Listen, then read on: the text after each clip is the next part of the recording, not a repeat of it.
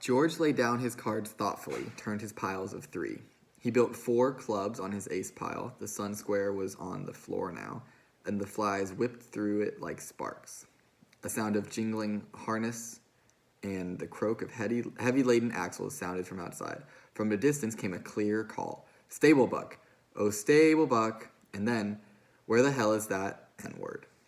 George stared at his solitaire lay, and then he flounced the cards together and turned around to Lenny. Lenny was lying down on the bunk, watching him. "Look, Lenny, this here ain't no setup. I'm scared. You gonna have trouble with that Curly guy. I seen that kind before. He was kind of feeling you out. He figures he's got you scared, and he's gonna take a sock at you the first chance he gets." Lenny's eyes were frightened. "I don't want no trouble," he said plaintively. "Don't let him sock me, George." George got up and went over to Lenny's bunk and sat down on it. "I hate that kind of guy," he said. "I seen plenty of them. Like the old guy says, Curly don't take no chances. He always wins." He thought for a moment. "If he tangles with you, Lenny, we're gonna get the can. Don't make no mistake about that. He's the boss's son. Look, Lenny, you try to keep away from him, will you? Don't ever speak to him. If he comes here, you move clear to the other side of the room. Will you do that, Lenny?" "I don't want no trouble," Lenny mourned. "I never done nothing to him." "Well, that won't do you no good if Curly wants to plug himself up for a fighter. Just don't have nothing to do with him. Will you remember?" "Sure, George. I ain't gonna say a word." The sound of the approaching grain teams was louder. Thud of big hooves on hard ground, drag of brakes, and the jingle of trace chains. Men were calling back and forth from the teams. George, sitting on the bunk beside Lenny, frowned as he thought Lenny asked timidly, "You ain't mad, George?" "I ain't mad at you.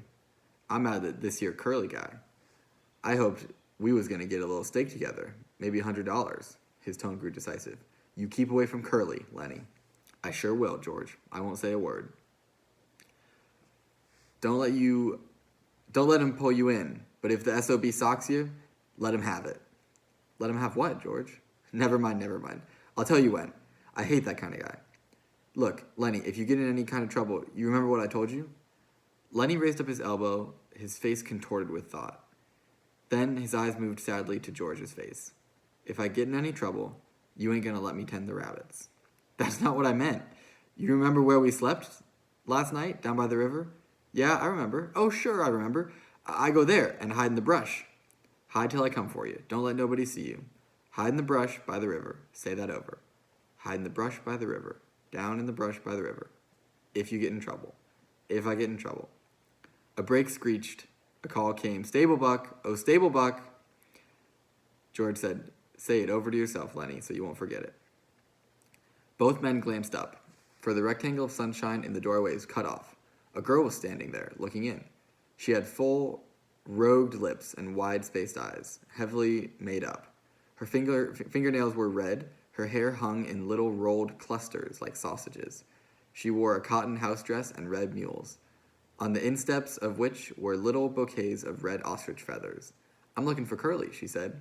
Her voice had a nasal, brittle quality. George looked away from her and then back. "He was in here a minute ago, but he went."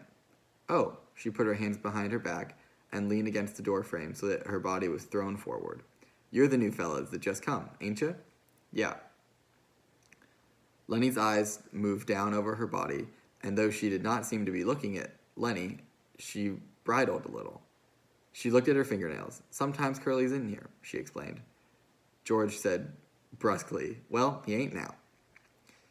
"If he ain't, I guess I better look someplace else," she said playfully. Lenny watched her, fascinated. George said, "If I see him, I'll pass the word you was looking for him." She smiled archly and twitched her body. "Nobody can't blame a person for looking," she said. There were footsteps behind her, going by. She turned her head. "Hi, Slim," she said. Slim's voice came through the door. "Hi, good looking. I'm trying to find Curly, Slim." "Well, you ain't trying very hard. I seen him going in your house." She was suddenly apprehensive. "Bye, boys." She called into the bunkhouse, and she hurried away. George looked around at Lenny. "Goodness, what a tramp," he said. "So that's what Curly picks for a wife." "She's purty," said Lenny defensively. "Yeah, and she's sure hiding it.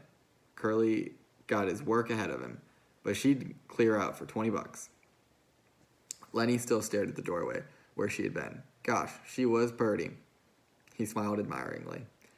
George looked quickly down at him, and then he took him by an ear and shook him. Listen to me, you crazy guy, he said fiercely.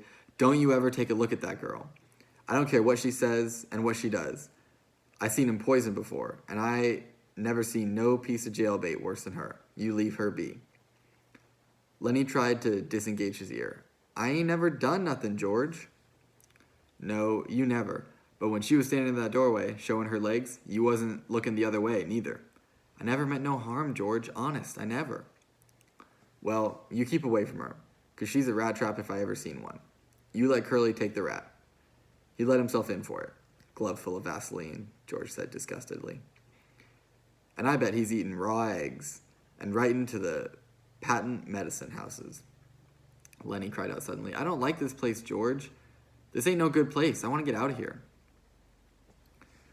We ought to keep it till we get a steak. We can't help it, Lenny. We'll just get out as soon as we can. And I don't like it no better than you do. He went back to the table and set out a new solitaire hand. No, I don't like it, he said. For 2 bits, I'd shove out of here. If we can just get a few dollars in the poke, we'll shove off and go up the American River and pan gold. We can maybe make a couple of dollars a day there. We might hit a pocket. Lenny leaned eagerly towards him. Let's go, George. Let's get out of here. It's mean here. We gotta stay, George said shortly. Shut up now. The guys will be coming in. From the washroom nearby came the sound of running water and rattling basins. George studied the cards. Maybe we ought to wash up, he said, but we ain't done nothing to get dirty. A tall man stood in the doorway. He held a crushed Stetson hat under his arm while he combed his long, black, damp, straight hair back. Like the others, he wore blue jeans and a short denim jacket. When he finished combing his hair, he moved into the room, and he moved with a majesty only achieved by royalty and master craftsmen. He was a jerk-line skinner, the prince of the ranch, capable of driving 10, 16, even 20 mules with a single line to the leaders. He was capable of killing a fly on the wheeler's butt with a bullwhip without touching the mule. There was a gravity in the manner and a quiet so profound that all talk stopped when he spoke. His authority was so great that his word was taken on any subject, be it politics or love. This was Slim, the jerk-line skinner. His hatchet face was ageless. He might have been 35 or 50. His ear heard more than was said to him, and his slow speech had overtones, not of thought, but of understanding beyond thought. His hands, large and lean, were as delicate in their action as those of a temple dancer. He smoothed out his crushed hat, creased it in the middle, and put it on. He looked kindly at the two in the bunkhouse. It's really bright outside, he said gently. Can't hardly see nothing in here. You the new guys? Just come, said George. Gonna buck barley? It's what the boss says. Slim sat down on a box across the table from George. He studied the solitaire hand that was upside down to him. Hope you get on my team, he said. His voice was very gentle. I got a pair of punks on my team that don't know a barley bag from a blue ball. You guys ever bucked any barley? Hell yes, said George. I ain't nothing to scream about, but that big guy there can put more grain alone than most pears can. Lenny, who had been following the conversation back and forth with his eyes, smiled complacently at the compliment. Slim looked approvingly at George for having given the compliment. He leaned over the table and snapped the corner of a loose card. You guys travel around together? His tone was friendly. It invited confidence without demanding it. Sure, said George. We kind of look after each other. He indicated Lenny with his thumb. He ain't bright. Hell of a good worker, though. Hell of a nice fella, but he ain't bright. I've known him for a long time. Slim looked through George and beyond him. Ain't many guys travel together, he mused. I don't know why. Maybe everybody in the whole world is scared of each other. It's a lot nicer to go around with a guy, said George. A powerful, big-stomached man came into the bunkhouse. His head still dripped with water from the scrubbing and dousing. Hi, Slim, he said, and then stopped and stared at George and Lenny. These guys just come, said Slim, by way of introduction. Glad to meet you, the big man said. My name's Carlson. I'm George Milton. This here's Lenny Small. Glad to meet you, Carlson said again. He ain't very small, he chuckled softly at his joke. Ain't small at all, he repeated. Meant to ask you, Slim, how's your girl? I seen she wasn't under your wagon this morning. She slang her pups up last night, said Slim. 9 of them. I drowned 4 of them right off. She couldn't feed that many. Got 5 left, huh? Yeah, 5. I kept the biggest. What kind of dogs do you think they're going to be? I don't know, said Slim. Some kind of shepherds, I guess. That's the most I've seen around here when she was in heat. Carlson went on. Got 5 pups, huh? Gonna keep all of them? I don't know.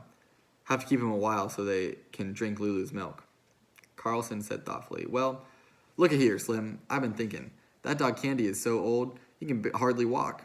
Stinks really bad, too. Every time he comes into the bunk, I can smell him for 2 days, 3 days. Why don't you get Candy to shoot his old dog and give him one of the pups to raise up?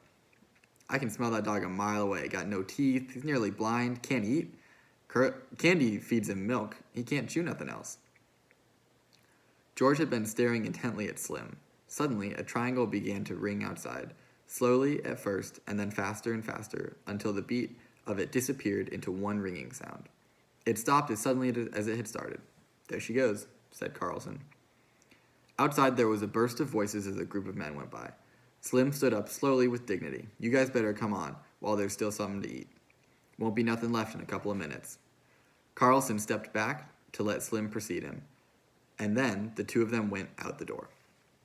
Lenny was watching George excitedly. George rumpled his cards into a messy pile. Yeah, George said. I heard him. Lenny, I'll ask him. A brown and white one, Lenny cried excitedly. Come on, let's get dinner. I don't know whether he got a brown and white one. Lenny didn't move from his bunk. You ask him right away, George, so he won't kill no more of them. Sure, come on now, get up to your feet. Lenny rolled off his bunk and stood up. The 2 of them started for the door. Just as they reached it, Curly bounced in. You seen a girl around here? He demanded angrily. George said coldly. About half an hour ago, maybe. What the hell was she doing? George stood still, watching the angry little man. He said insultingly, she said she was looking for you. Curly seemed really to see George for the first time. His eyes flashed over George, took in his height, measured his reach, looked at his trim middle. Well, which way did she go? He demanded at least. I don't know, said George. Didn't want her to go. Curly scowled at him, and, turning, hurried out the door. George said, You know, Lenny, I'm scared I'm gonna tangle with that guy myself. I hate his guts. Come on. There won't be anything left to eat. They went out the door. The sunshine lay in a thin line under the window. From a distance, there could be heard the rattle of dishes. After a moment, the ancient dog walked lamely in through the open door. He gazed about with mild, half-blind eyes. He sniffed and then lay down and put his head between his paws. Curly popped into the doorway again and stood looking into the room. The dog raised his head, but when Curly jerked out, the grizzled head sank to the floor again.